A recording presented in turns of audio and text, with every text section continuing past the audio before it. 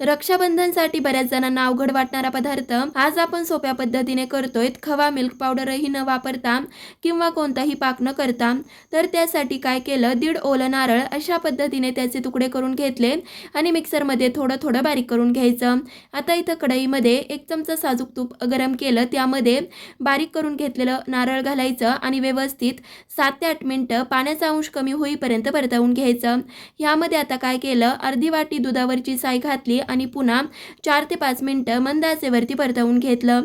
तर आता इथं आपलं जे बारीक करून घेतलेलं नारळ होतं ते 2 वाटी भरलं, त्यामुळे 1 वाटी गूळ घालायचा आणि व्यवस्थित 7 ते 8 मिनिटं परतवून घ्यायचं. तर इथं तुम्हाला दिसत असेल पूर्णसारखं हे आपलं मिश्रण तयार झालं.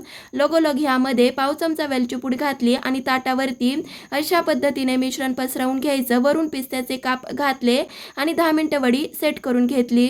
10 मिनिटानंतर अशा पद्धतीने तुकडे करून घेतले आणि अर्धा तास फ्रीजमध्ये सेट होण्यासाठी राहू दिली. अर्धा तासानंतर पाहू शकताय मस्त अशी तोंडात टाकताच विरघळणारी इथं आपली सोपी, साधी आणि कुणालाही जमेल अशी नारळाची वडी तयार झाली. तर मग तुम्ही कशाची वाट पाहताय? आत्ताच ही वडी घरी ट्राय करा. लाईक, शेअर, सबस्क्राईब ही नक्कीच करा. धन्यवाद.